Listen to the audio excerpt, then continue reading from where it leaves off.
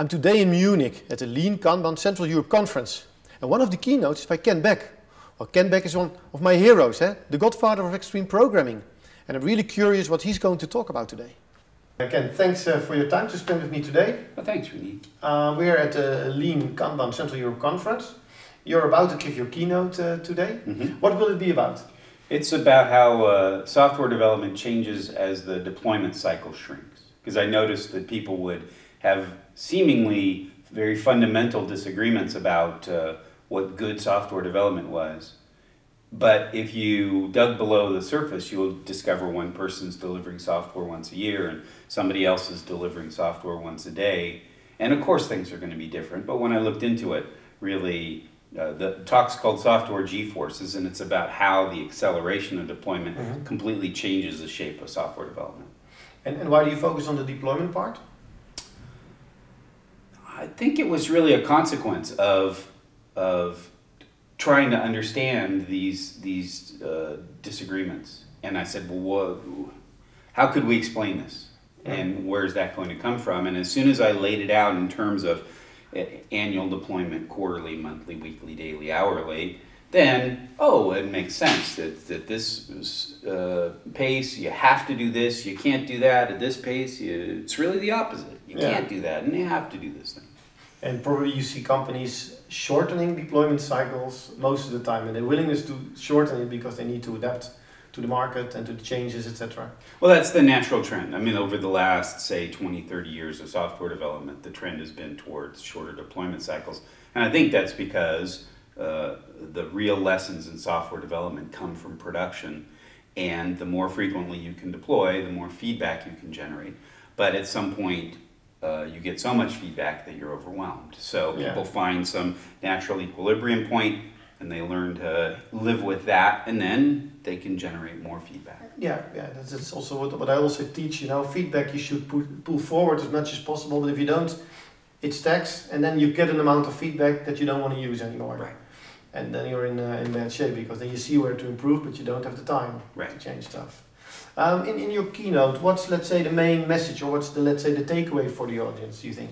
Well, it's really going to be different for everybody, because one of the things I like about the talk is everybody can feel good because somebody deploys slower than they do, and everybody can feel challenged because somebody's deploying faster than they are. So they can look at what their situation is, they can say, what are the barriers for us getting more feedback? And if you eliminate them, then the natural consequence of that is that you're deploying faster. So it's like running a marathon. There's always people that are running it slower. They're always running them faster. So there's always a next step. Right. And so the challenge is, how can you get the most out of the gifts that you have?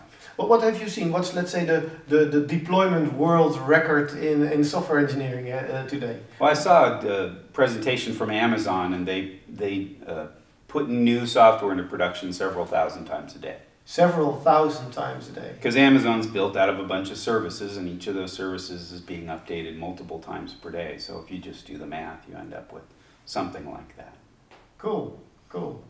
So if I listen to you, you say, well, if let's say a company starts becoming more agile, they will look at the deployment immediately, the deployment cycle, and the next step for them is to shorten it.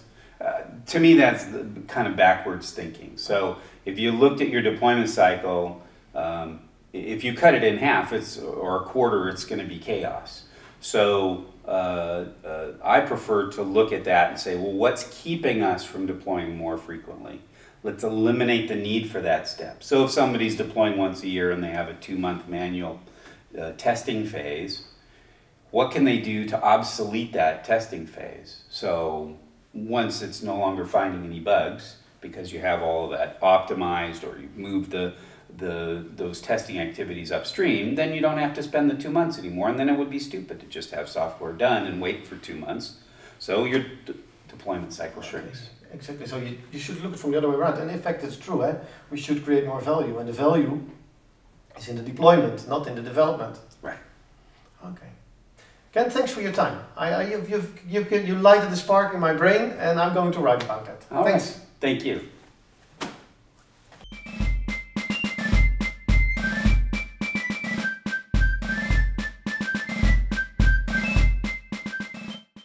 When working with experienced Scrum teams that have a definition of done in place, I ask them to make a definition of undone.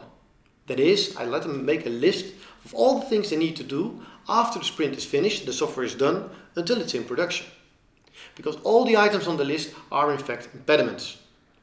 After all, the real value of software is in its usage, so anything that prevents using the software is in fact an impediment for creating value. The same thing that I learned from Kent today.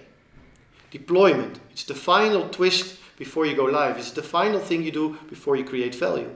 So if you start looking at deployment cycles at first and look what's preventing you from deploying, you will find a value-based impediment list that if you focus on the first thing and you take them away, you go faster automatically because you learn and you take the feedback forward.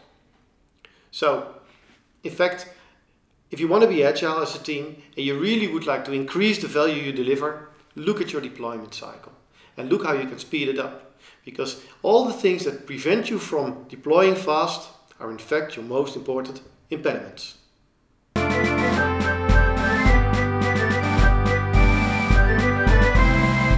And Frans, have you taped it? Yeah, Rini, it's a wrap. And what do you think about it? Well, it was interesting, but I don't quite agree with it. Oh, why not? Well, being the final step being the most valuable one.